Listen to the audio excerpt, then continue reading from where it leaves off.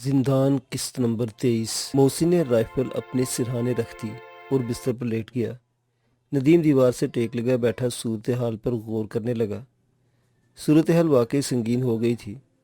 سردار حسب اللہ کو کسی قسم کا شبہ ہو جانے کا مطلب تھا کہ وہ ایک بار پھر خطرات میں گھر گئے تھے۔ سردار کے 2 آدمی مارے جا چکے تھے۔ مانگا تو خود ندیم کے ہاتھوں مارا گیا تھا اور دوسرا نمران کے ہاتھوں، جس کی لاش بھوکے چیتوں کی خوراک بننے کے لیے گہرے کھڈ میں پھینک دی گئی تھی۔ سردار نے اس شخص کو خاص طور پر ویلورا کی نگرانی پر مامور کیا تھا اور اس کا اس طرح غائب ہو جانا سردار کے شبے کو تقویت دے سکتا تھا۔ وہ رات کا آخری پہر تھا۔ ندیم اپنے ہٹ میں دروازے کے قریب بیٹھا سوچ رہا تھا کہ باہر شور کی آواز سنائی دی۔ ان آوازوں میں ویلورا کی آواز نمایاں تھی، جو چیخ چیخ کر کچھ کہہ رہی تھی۔ شور کی آواز سن کر محسن بھی اٹھ گیا۔ کیا ہوا؟ یہ شور کیسا ہے؟ اس نے پوچھا۔ پتہ نہیں کیا بات ہے، ویلورا کے چیخنے کی آوازیں آ رہی ہیں۔ تم ذرا ہوشیار ہو کر بیٹھنا، میں بھی آتا ہوں، ندیم کہتے ہوئے باہر نکل گیا۔ لیکن وہ اس مرتبہ رائفل ساتھ لے کر نہیں گیا تھا۔ سردار کے جھونپڑے کے سامنے بہت سے لوگ جمع تھے۔ 3-4 آدمی مشری لیے کھڑے تھے۔ ویلورا چیخ چیخ کر کچھ کہہ رہی تھی۔ ندیم لوگوں کو ہٹاتا ہوا قدرے آگے بڑھ گیا۔ ویلورا نے اسے دیکھ لیا تھا۔ اب وہ گنجوں کی زبان میں چیخنے کے ساتھ ساتھ ایک آدھ لفظ انگریزی کا بھی بولتی جا رہی تھی۔ اس چیخ و پکار میں انگریزی الفاظ کے استعمال کا مقصد ندیم کو پیغام دینا تھا، اور ندیم اس کا مطلب سمجھ رہا تھا۔ میں نے لوگوں کو بتایا کہ نگولو نے سردار کو کھانے میں بے ہوشی کا رس دے دیا تھا، اور جب اسے یقین ہو گیا کہ سردار گہری نیند میں ہے تو اس نے میری عزت لوٹنے کی کوشش کی۔ میں نے مزاحمت کی تو نگولو نے مجھے جان سے مار دینے کی دھمکی دی۔ میں نے شور مچا دیا، جس پر وہ جھونپڑے سے نکل کر ان چٹانوں کی طرف بھاگ گیا، کیونکہ وہ جانتا ہے کہ جب سردار کو پتہ چلے گا وہ اسے زندہ نہیں چھوڑے گا۔ نگولو جان کے خوف سے بھاگ گیا ہے۔ ویلورا مسلسل چیخ رہی تھی۔ ندیم نے پہلی مرتبہ ویلورا پر توجہ دی، جس سے پتہ چلا کہ ویلورا کے جسم کا بالائی حصہ برہنہ تھا۔ پشت پر بندھی ہوئی کھال کی ڈوریاں ٹوٹ گئی تھیں اور کھال کمر سے نیچے لٹکی ہوئی تھی۔ ویلورا چیخ چیخ کر ایک طرف اشارہ کر رہی تھی۔ 5-6 آدمی نیزے سنبھال کر منہ سے عجیب و غریب قسم کی آوازیں نکالتے ہوئے چٹانوں کی طرف دوڑ گئے۔ ان میں سے ایک کے ہاتھ میں مشل بھی تھی۔ لوگ اپنے گھروں سے نکل کر جمع ہو رہے تھے۔ ویلورا بہت غصے میں تھی اور تمام گنجے اس کے غصے سے خوفزدہ ہو رہے تھے۔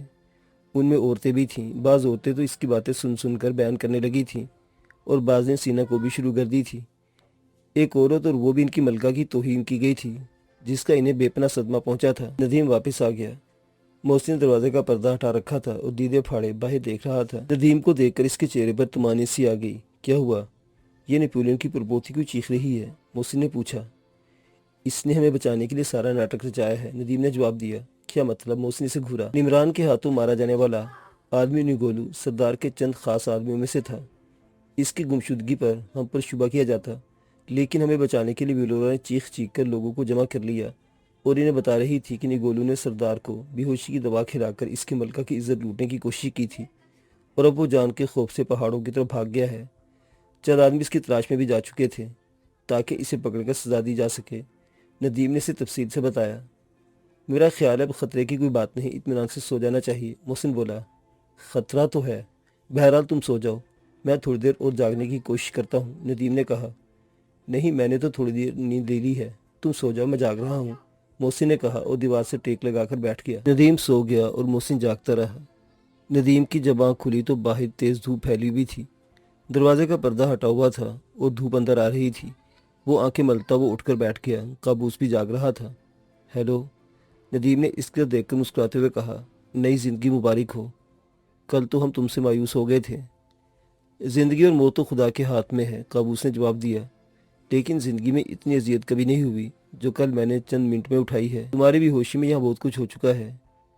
ہم اس قبیلے سے فرار کی تیاری کر رہے ہیں، تم جلدی سے ٹھیک ہو جاؤ، سردار نے ہمیں مروانے کا منصوبہ بنا رکھا ہے، ندیم نے کہا، اور پھر اسے تفصیل سے سب کچھ بتانے لگا۔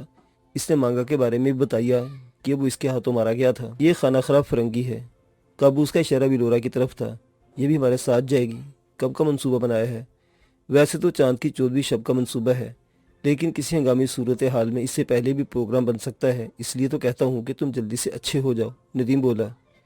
مجھے حیرت ہے کہ زخم میں تکلیف زیادہ نہیں ہو رہی، ذرا اٹھ کر چلوں پھروں تو کچھ اندازہ ہوگا، قابوس نے جواب دیا۔ وہ لوگ بہت دیر تک انتظار کرتے رہے کہ انہیں کھانے کے لیے کچھ بھیجا جائے گا یا بلایا جائے گا، لیکن جب کچھ نہ کھانے کو آیا اور نہ نہ بلایا گیا تو انہوں نے وہی بھنی ہوئی ران اٹھا کر کھا لی جو رات کو بچ گئی تھی اور محسن نے سنبھال کے رکھ دی تھی۔ دوپہر کے لگ بھگ ایک گنجا آ کر انہیں مٹی کے 2 کوزے دے گیا۔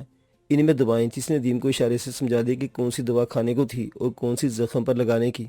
ظاہر ہے یہ دوائیں ویلورا نے بھیجی تھیں۔ ندیم نے قابوس کے زخم پر دوا لگا دی اور کھانے والی دوا کی ایک خوراک بھی دے دی۔ قابوس دن بھر لیٹا رہا۔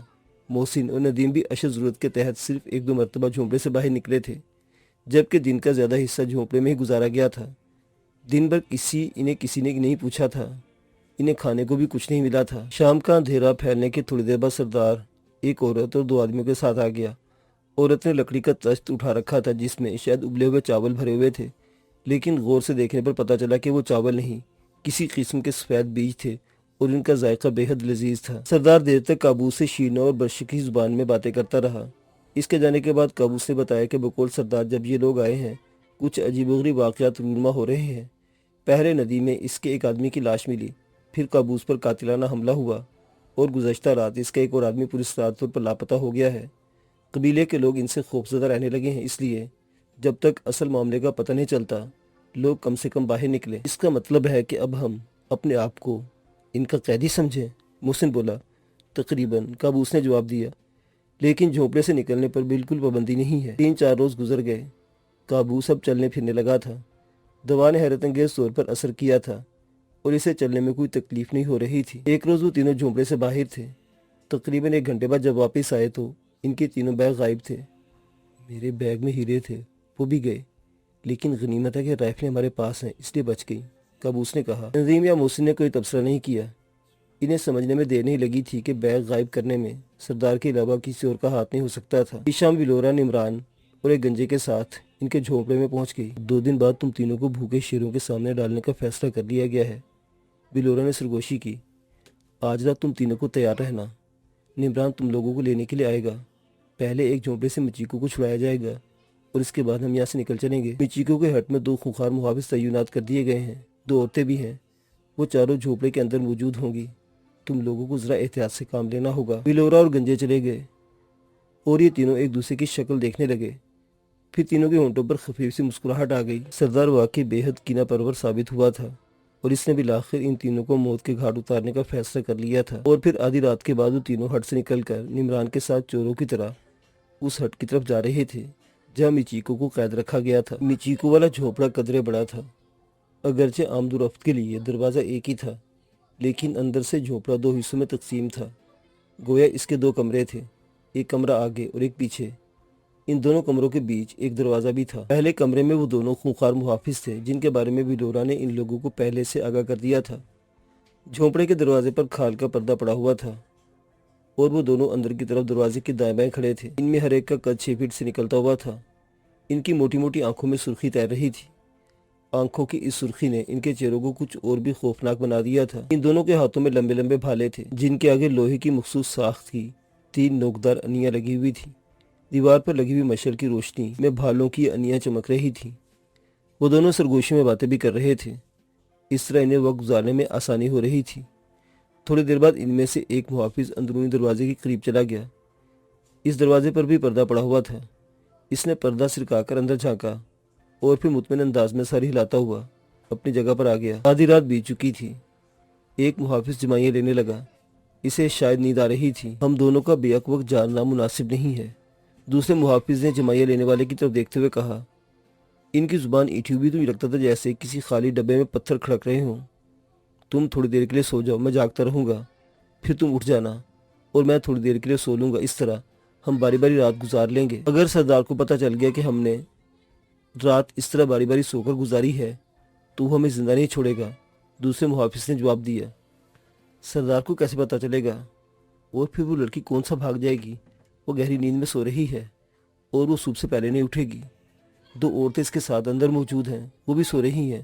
تم سو جاؤ، میں تھوڑی دیر بعد تمہیں جگا دوں گا، پہلے محافظ نے کہا۔ دوسرا محافظ چند لمحے کو سوچتا رہا، پھر اسے اپنے ساتھی کی آواز پہچان لی اور دیوار کے ساتھ ٹیک لگا کر نیم دراز پوزیشن میں بیٹھ گیا۔ نیزہ اس نے زمین پر لٹا کر رکھ دیا تھا۔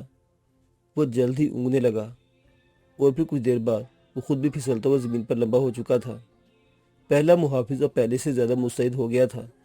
اس نے دروازے کا پردہ ہٹا کر باہر جھانکا، بستی میں ادھر ادھر دیکھا اور پھر پردہ گرا کر اپنی جگہ کھڑا ہو گیا۔ ندیم اور اس کے ساتھی اپنے جھونپڑے سے نکل کر نمران کے ساتھ چلتے ہوئے مچیکو والے جھونپڑے کی پشت پر پہنچ گئے۔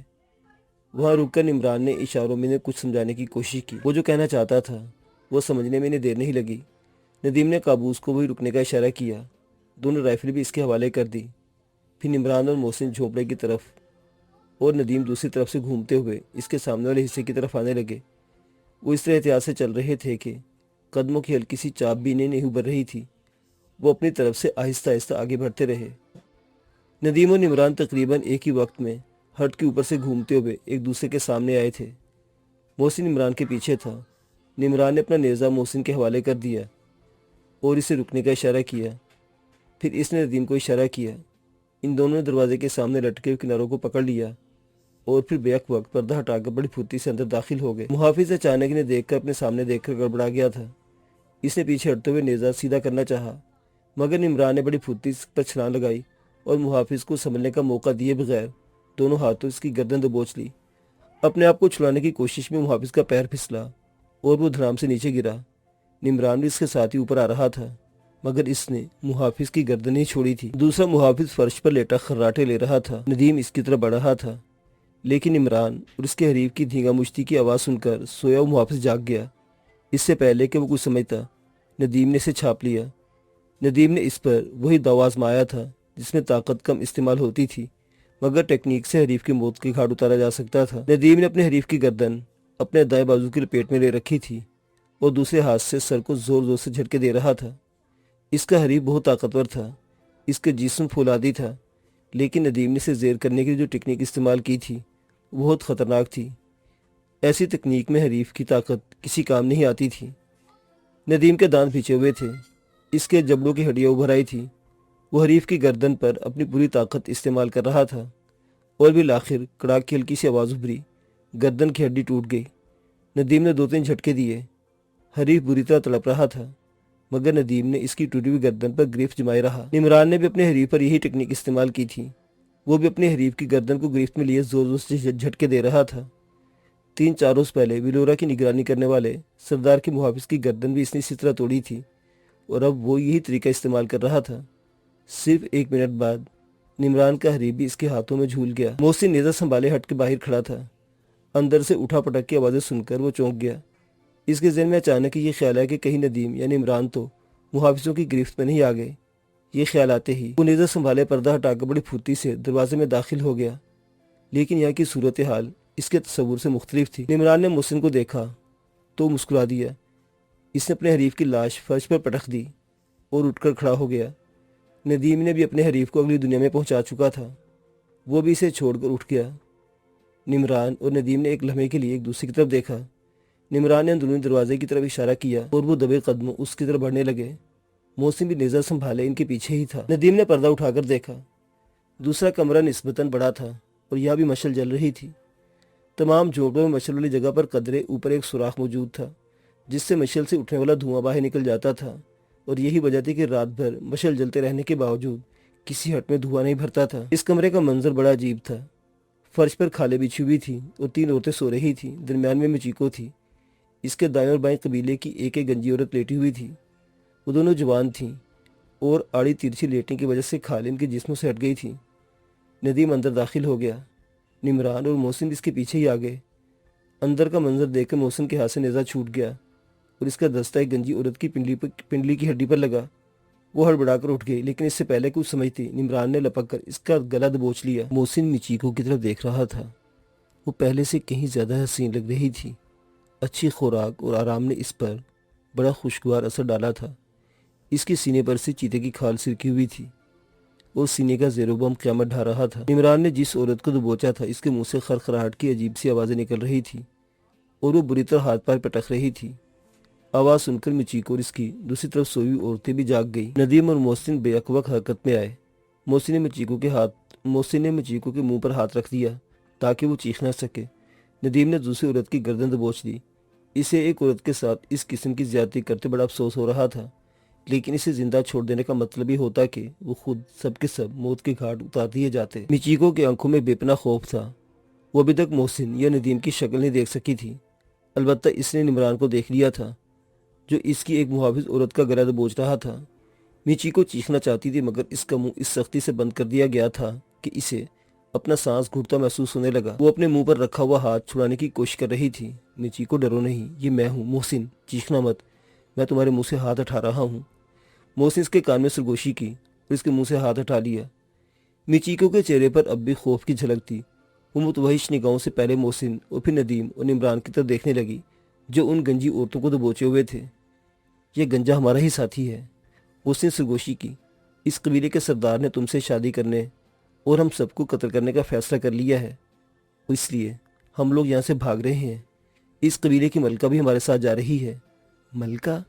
میچیکو نے حیرت کی طرف دیکھا کہ ایسا ممکن ہے کہ کسی قبیلے کی ملکہ اپنے قبیلے کو چھوڑ کر بھاگ رہی ہو؟ وہ اس قبیلہ کی عورت نہیں ہے، محسن نے بتایا، وہ فرانسیسی عورت ہے۔ کئی سال پہلے کس طرح ان کے ہاتھ لگ گئی تھی اور سردار نے اس سے شادی کر لی تھی۔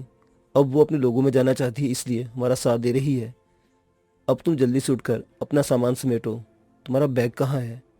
ہمارے بیگ تو چوری ہو گئے ہیں۔ یہ ایک فالتو کھال اپنے اوپر لپیٹ لو، جلدی کرو۔ میچیکو جلدی سے اٹھ گئی اور ایک کھال اٹھا کر اپنے جسم پر لپیٹنے لگی۔ محسن نے کھال کے اسٹرپ اس کی پشت پر باندھ دیے۔ میچیکو کا بیگ کونے میں پڑا ہوا تھا۔ محسن نے لپک کر وہ بیگ اٹھا لیا۔ نمران اور ندیم ان عورتوں سے نجات حاصل کر چکے تھے۔ نمران نے اپنا نیزہ اٹھا لیا اور انہیں اشارہ کیا۔ وہ لوگ پہلے کمرے سے باہر آ گئے۔ نمران نے باہر والے دروازے سے جھانک کر دیکھا اور انہیں اشارہ کیا اور وہ سب لوگ ہٹ سے باہر آ گئے۔ ہٹ کی پچھلی طرف قابوس ان کا منتظر تھا۔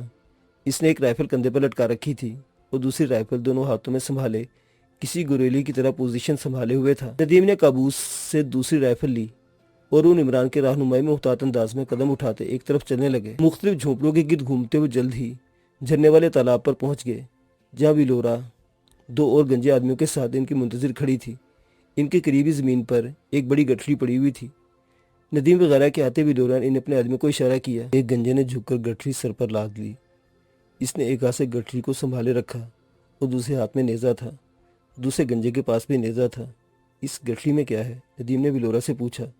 کھانے کا سامان، ہمیں کم از کم 3 دن ویرانے میں سفر کرنا ہے، اب نکل چلو یہاں سے، ویلورا نے کہا اور پھر نمران کی طرف دیکھتی اس کی زبان میں بولی، نمران تم آگے چلو، ہماری رہنمائی کرو۔ نمران فوراً حرکت میں آ گیا۔ وہ لوگ اس کے پیچھے چل پڑے۔ جھرنے والی چٹان کی پچھلی طرف پہنچ کر وہ ڈھلان اترنے لگے۔ چاند کی ابتدائی تاریخیں تھیں۔ نمران سب سے آگے تھا۔ اس کے پیچھے وہ گنجا جس نے گٹھڑی اٹھا رکھی تھی، اس کے پیچھے ملکہ اور پھر ندیم وغیرہ تھے۔ سب سے آخر میں دوسرا نیزہ بردار گنجا تھا۔ قابوس رائفل سنبھالے ان کے ساتھ ساتھ چل رہا تھا۔ ٹانگ میں زخم ہونے کے باوجود ان کی تیز رفتاری کا ساتھ دینے کی کوشش کر رہا تھا۔ اس کی چال میں ہلکی سی نگڑاہٹ تھی، لیکن اس بات پر اسے حیرت ضرور تھی کہ اتنا گہرا زخم 2-4 روز میں ٹھیک ہو گیا۔ اگر وہ شہر میں ہوتا تو کئی روز تک ہسپتال میں پڑا رہتا۔ ہمیں چند گھنٹوں تک تیز رفتاری سے چلنا ہوگا، ملکہ نے ندیم کی طرف دیکھتے ہوئے کہا۔ اگر ان لوگوں کو ہمارے فرار کا پتہ چل گیا تو فوراً ہی ہمارا تعاقب شروع ہو جائے گا۔ یہ لوگ پہاڑوں میں بہت تیزی سے سفر کرتے ہیں، ہماری تلاش میں شکاری کتوں کی طرح چاروں طرف پھیل جائیں گے اور اس راستے پر تو ان کی خاص توجہ ہوگی۔